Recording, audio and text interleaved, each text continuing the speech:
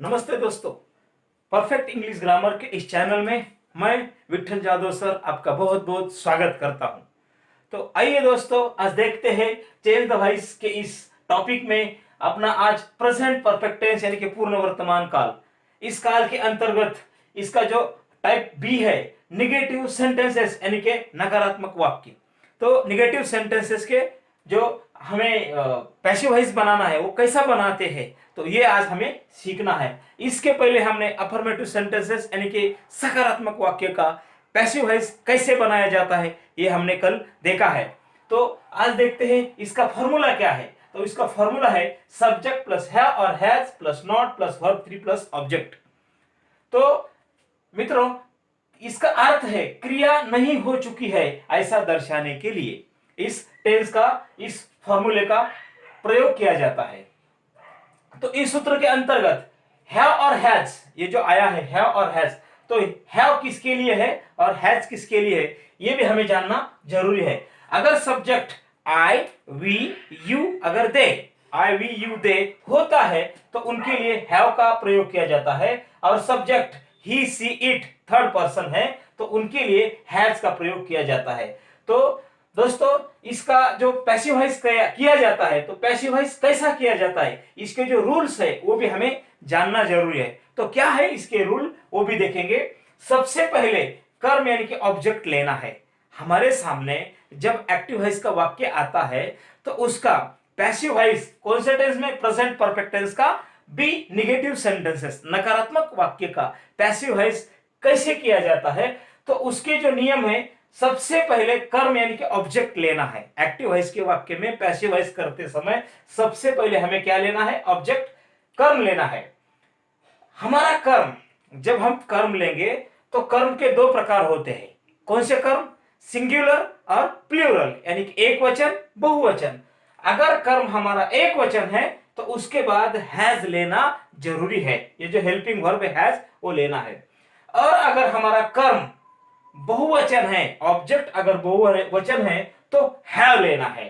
और जब हम कर्म के बाद यानी कि हम पैसिव वॉइस बनाते हैं तो कर्म के बाद जब हम कर्म लेने के बाद हैव और हैज का प्रयोग करेंगे तो उसके बाद नॉट भी लेना जरूरी है, क्योंकि ये निगेटिव सेंटेंसेस है, इसलिए हैव और हैज के बाद नॉट लेना बहुत जरूरी है।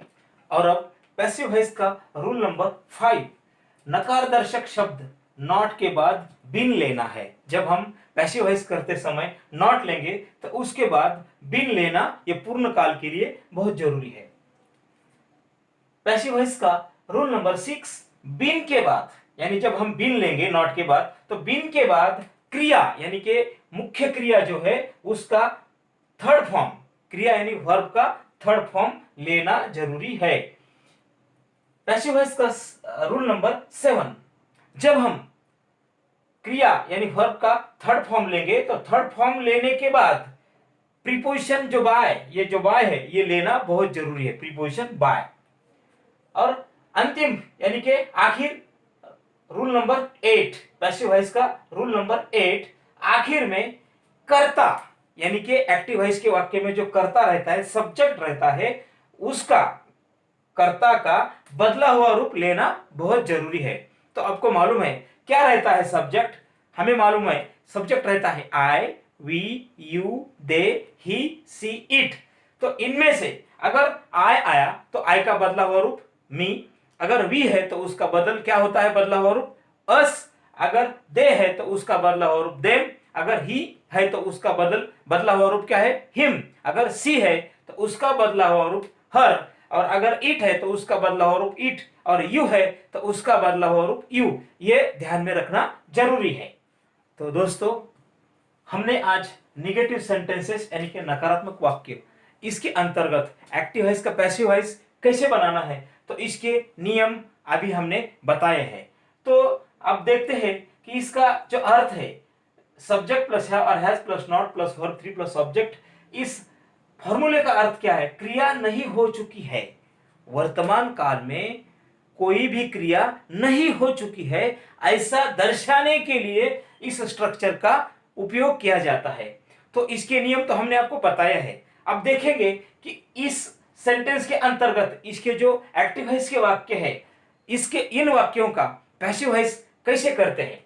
तो सबसे पहले जो एक्टिव वॉइस का सेंटेंस नंबर 1 है हमारे सामने, I have not written an essay. इसका अर्थ है कि मैंने अभी तक निबंध नहीं लिखा है। मेरे द्वारा I have not written an essay, मैंने निबंध नहीं लिखा है, यानी कि निबंध लिखने की क्रिया नहीं हो चुकी है।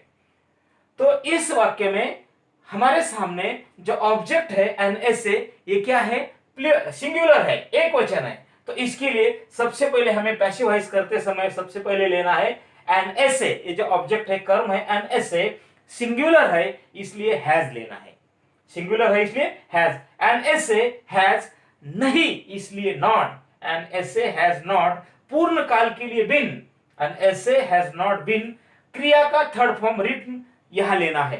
An essay has not been written और प्रीपोजिशन बाय और सब्जेक्ट है आई, इसका बदला हुआ रूप मी, इसका वाक्य बन गया an essay has not been written by me.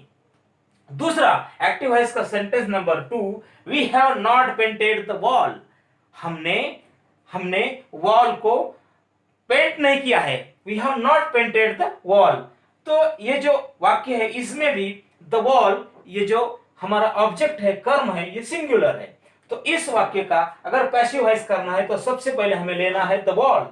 The wall singular है इसलिए हैज, द वॉल हैज नहीं इसलिए not, the wall has not पूर्ण काल के लिए बिन, और ये जो पेंटेड है यह लेना है क्रिया का तीसरा रूप। The wall has not been painted preposition by और वी का बदला हुआ रूप अस, वाक्य बन गया पैसिव वॉइस का the wall has not been painted by us.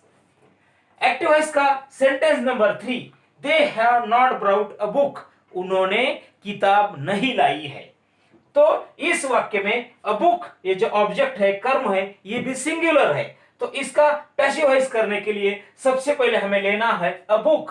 A book हमारा ऑब्जेक्ट, कर्म एक वचन है, सिंगुलर है इसलिए हैज, अ बुक हैज नहीं इसलिए not, a book has not पूर्ण काल के लिए been, a book has not been क्रिया का तीसरा रूप यानी कि वर्ब का third form brought, a book has not been brought preposition by और दे का बदला हुआ रूप देम, वाक्य बन गया पैसिव वॉइस का a book has not been brought by them.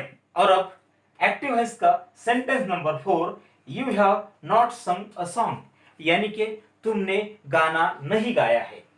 तो इस वाक्य में हमें देखना है कि हमारा ऑब्जेक्ट क्या है। हमारा ऑब्जेक्ट है सॉन्ग और अ सॉन्ग यानी कि एक गाना, इसलिए हमारा ऑब्जेक्ट है सिंगुलर, एक वचन है, इसलिए अ सॉन्ग सिंगुलर होने के कारण हैज, अ सॉन्ग हैज नहीं इसलिए not, a song has not पूर्ण काल के लिए बिन और क्रिया का तीसरा रूप यानी कि third form sung, a song has not been sung preposition by और सब्जेक्ट है यू, यू का कोई बदलाव नहीं आता, यू का यू ही रह जाता है, वाक्य बन गया पैसिव वॉइस का a song has not been sung by you. Active voice का sentence number 5, he has not broken a cup, यानी कि उसने कप नहीं तोड़ा है। तो इस वाक्य में भी हमारा ऑब्जेक्ट है कप, अ कप ये जो सिंगुलर है हमारा ऑब्जेक्ट, इसलिए अ कप सिंगुलर होने के कारण has, a cup has not क्योंकि नहीं है इसलिए not, a cup has not पूर्ण काल के लिए been, a cup has not been ये जो ब्रोकन है थर्ड फॉर्म यह लेना है broken, a cup has not been broken preposition by और सब्जेक्ट है ही, इसका बदला हुआ रूप हिम, वाक्य बन गया पैसिव वॉइस का a cup has not been broken by him. Active voice का sentence number 6, she has not washed our clothes, उसने हमारे कपड़े नहीं धोए हैं। तो इस वाक्य में थोड़ा बदलाव आया है, यहां पे हमारा जो ऑब्जेक्ट है, कर्म है, ये जो कैसा है, प्लूरल है, क्लोथ्स यानी कि कपड़े, किसके, हमारे कपड़े। तो आवर क्लोथ्स ये जो हमारा ऑब्जेक्ट है यहां लेना है आवर क्लोथ्स, बहुवचन होने के कारण, प्लूरल होने के कारण यहां पे हेल्पिंग वर्ब आएगा हैव, आवर क्लोथ्स हैव नहीं इसलिए नॉट पूर्ण काल के लिए been, our clothes have not been क्रिया का तीसरा रूप washed, our clothes have not been washed, preposition by, और सब्जेक्ट है सी, इसका बदला हुआ रूप हर। हमारा पैसिव वॉइस का वाक्य बन गया our clothes have not been washed by her। और अब एक्टिव वॉइस का sentence number 7, Varad has not driven a new car. इसका अर्थ है वरद ने नई कार नहीं चलाई है। तो इस वाक्य में अ न्यू कार, ये जो हमारा ऑब्जेक्ट है, कर्म है, ये सिंगुलर है। अ न्यू कार हैज, क्योंकि सिंगुलर है इसलिए हमें लेना है has. A new car has not been, पूर्ण काल के लिए been. A new car has not been, क्रिया का third form driven. A new car has not been driven by, preposition by, और वरद यह लेना है वरद सब्जेक्ट। तो a new car has not been driven by Varad. Active voice का sentence number 8, Hemali has not given a grammar book. Hemali ने व्याकरण की पुस्तिका यानी कि ग्रामर बुक नया हमें नहीं दिया है, अ न्यू ग्रामर बुक या grammar book. Hemali has not given a grammar book. तो इस वाक्य में अ ग्रामर बुक, ये जो हमारा ऑब्जेक्ट है, ये सिंगुलर है। अ ग्रामर बुक सिंगुलर है इसलिए has, a grammar book has नहीं इसलिए not. A grammar book has not पूर्ण काल के लिए been. A grammar book has not been क्रिया का तीसरा रूप गिवन, थर्ड फॉर्म। ये क्या है? Third form. A grammar book has not been given, preposition by, और सब्जेक्ट हेमाली। तो हमारा पैसिव वॉइस का वाक्य बनता है a grammar book has not been given by Hemali. और एक्टिव वॉइस का sentence number 9, Suyog has not sent new messages. Suyog ने नए संदेश नहीं भेजे हैं अब तक।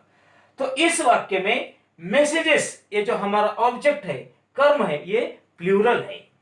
तो ये जो न्यू मैसेजेस यानी कि नए नए संदेश, हमें सबसे पहले ऑब्जेक्ट लेना है new messages.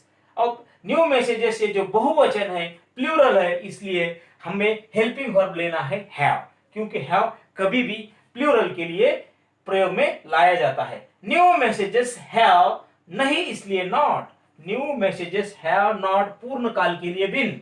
New messages have not been क्रिया का third form sent, preposition by, और सुयोग, ये जो सब्जेक्ट है, यहां सब्जेक्ट आएगा सुयोग। हमारा पैसिव वॉइस का वाक्य बन गया new messages have not been sent by Suyog.